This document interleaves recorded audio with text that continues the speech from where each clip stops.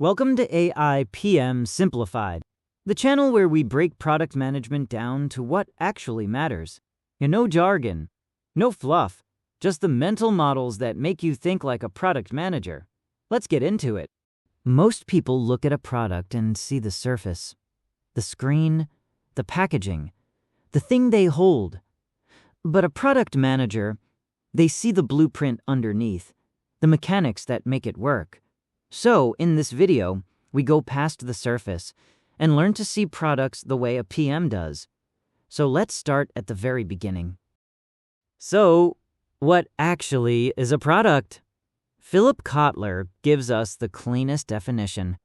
A product is anything that can be offered to a market for attention, acquisition, use, or consumption that satisfies a want or a need. Read that again. Anything. A haircut is a product. It's a service. A tractor is a product. It's a physical good. A smartphone app is a product. So is an insurance policy. Here's the trap beginners fall into. They assume a product is just a physical object or a software app. But the reality is bigger. Products include goods, services, experiences, and hybrids. If a market needs it and you offer it, it is a product. But defining a product is only step one. Next, we have to understand who it's for. Now, a critical distinction: needs versus wants. A customer tells you the surface need. Say, I need to get from Mumbai to Pune. That's the need, broad and fundamental. But your job as a PM, run it through a translation engine and uncover the real want. They don't just want to reach Pune. They want to travel in an air-conditioned car, not on a crowded bus, with comfortable seating. Needs are broad. Wants are the specific ways those needs show up. And great PMs don't just build for the route. They build for the comfort and the status the customer actually desires. Now that we know what customers want, let's look at the forms a product can take. Products come in three physical forms: tangible, intangible, and hybrid.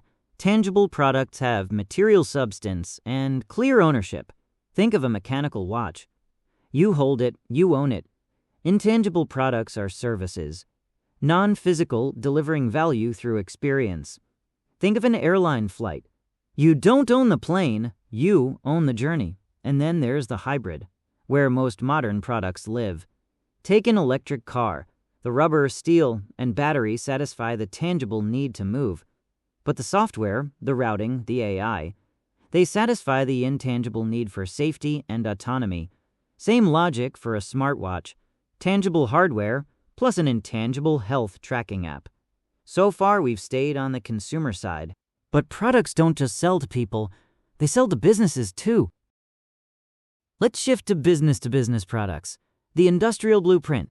Raw materials enter the manufacturing process and become the core product, like steel, capital goods, the heavy equipment and infrastructure that build the product, the machines on the factory floor, and supplies and services like payment processing or accounting software keep the operation running.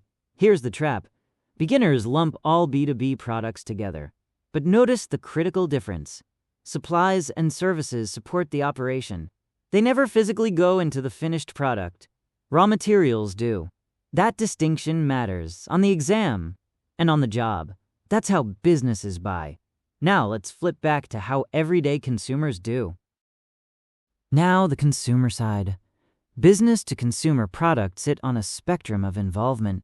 Convenience products, low involvement. Routine, habit-driven.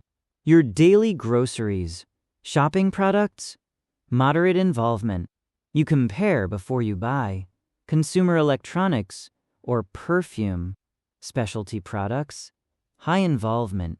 Status and research-driven. A Tesla or a new house. But here's the trap most people miss. The three types framing hides reality because there is a fourth type: unsought products.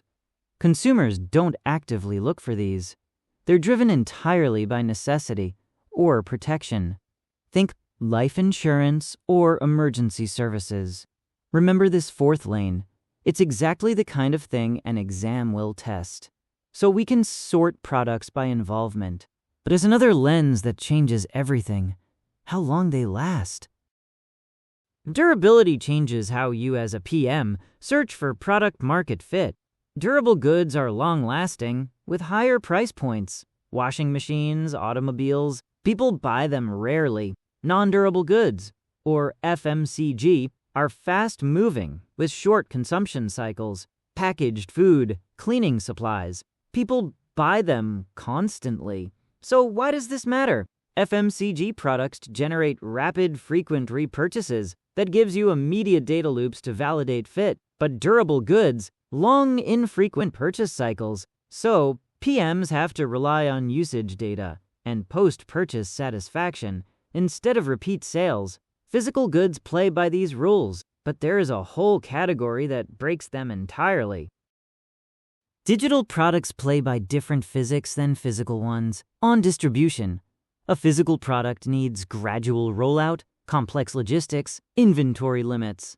A digital product, it scales instantly and globally. On competition, physical products have a high barrier to entry. Factories, capital. Digital products have a low barrier, which means intense competition and rapid feature copying. On iteration, physical means periodic research and fixed manufacturing runs. Digital means continuous, real-time data loops. The core takeaway: digital products trade manufacturing friction for intense, data-driven competitive velocity. And there's one type of digital product reshaping all of this right now. Let's end there.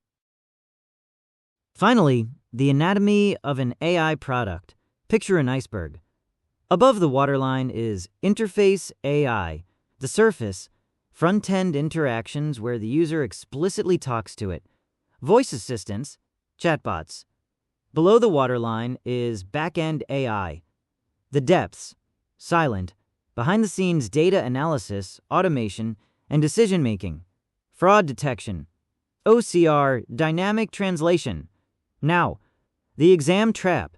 People say, the user doesn't touch the AI, so it's not an AI product. That is wrong.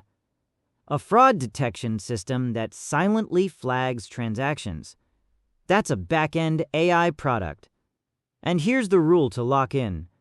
If a product has any AI integration anywhere in its stack, it counts as an AI product, whether or not the user ever interacts with it directly. So, we've deconstructed the whole blueprint. Let's bring it home. So, there it is.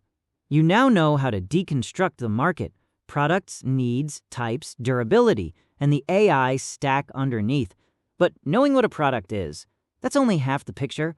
So what does a product manager actually do all day? Find out in episode 2. If this helped, subscribe, and I'll see you in the next one.